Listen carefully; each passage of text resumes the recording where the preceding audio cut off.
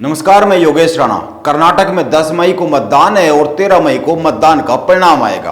कर्नाटक का चुनाव बहुत ही महत्वपूर्ण है। इसके 3 कारण हैं। एक, कांग्रेस के लिए यह चुनाव करो या मरो का सवाल है। कांग्रेस के नवनियुक्त राष्ट्रीय अध्यक्ष मल्लिकार्जुन खड़गे का यह गृह प्रदेश है, घर है, इसीलिए यहां पर कांग्रेस के लिए जीत जरूरी है। और दूसरी बात, कर्नाटक उन राज्यों में से एक है जहां पर कांग्रेस बहुत ही मजबूत स्थिति में है। कांग्रेस का बेस वोट बैंक अभी तक यहां पर बचा हुआ है। पिछले 2018 के चुनाव में बीजेपी को 36.3% वोट मिले थे, जबकि कांग्रेस को 38.1% वोट मिले थे। यानी भाजपा से वोट प्रतिशत ज्यादा रहा था, हालांकि सीटें भाजपा से बहुत ही कम आई थी। भारत जोड़ो यात्रा के बाद यह पहला चुनाव है, इसीलिए इस चुनाव से यह साबित होगा कि कांग्रेस की जमीन इस यात्रा से कितनी बन पाई है। और तीसरी बात, राहुल गांधी प्रधानमंत्री नरेंद्र मोदी पर भ्रष्टाचार के आरोप लगाते हैं। वो अडानी को सीधा लाभ पहुंचाने का आरोप लगाते हैं और कर्नाटक की सरकार पर, जो भाजपा की सरकार है, उस पर 40% कमीशन की सरकार का आरोप लगता है। इस तरीके से यह समझना चाहिए कि यह एक ऐसा प्रदेश है जहां पर कांग्रेस देश और प्रदेश की भाजपा की राजनीति में भ्रष्टाचार को मुद्दा बना रही है, भ्रष्टाचार के आरोप लगा रही है। लेकिन वो कितनी सफल हो पाएगी, यह सवाल है।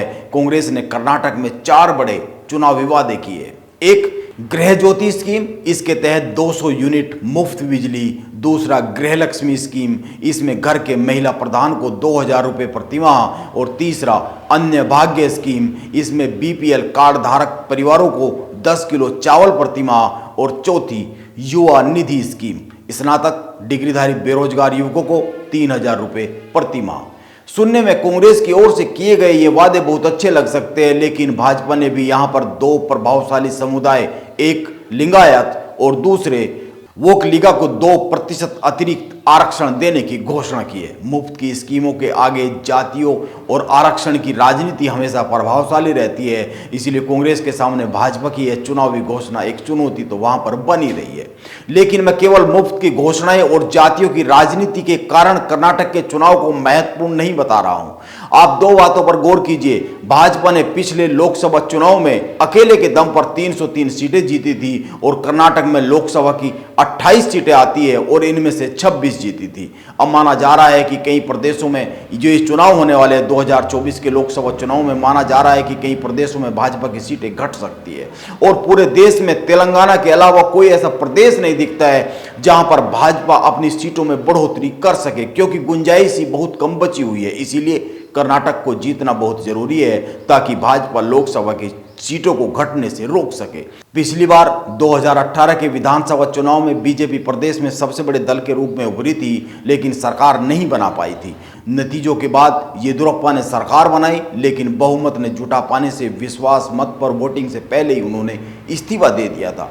इसके बाद कांग्रेस और जीडीएस एक साथ आए और सरकार बनी। एचडी कुमारस्वामी सीएम बने, लेकिन यह सरकार 14 महीने ही चल सकी। इसके बाद कांग्रेस और जीडीएस में तोड़फोड़ हो गई और तोड़फोड़ कर येदियुरप्पा के नेतृत्व में बीजेपी ने सरकार बना ली थी। अब देखना होगा कांग्रेस यहां पर कितने दम के साथ चुनाव लड़ती है और मल्लिकार्जुन खड़गे अपने घर में कितना कमाल कर पाते हैं। भाजपा को यहां पर पूर्ण बहुमत की जरूरत होगी, क्योंकि हाल ही में अमित शाह ने झारखंड और बिहार की जनसभा में ऐसे संकेत दिए हैं कि भाजपा लोकसभा चुनाव तक किसी भी प्रदेश में ऑपरेशन लोटस नहीं चलाने वाली है। कर्नाटक भाजपा को दक्षिण में बढ़त के लिए बहुत ही जरूरी है, क्योंकि यह दक्षिण का द्वार कर्नाटक भाजपा मानकर चल रही है। यहां से दक्षिण में घुसने के रास्ते तलाश रही है। अब देखना होगा कर्नाटक की जनता किसके लिए क्या संदेश देती है, क्या परिणाम देती है, किसको क्या मैंडेट देती है। नमस्कार, मैं योगेश राणा, आप बने रहे मेरे साथ।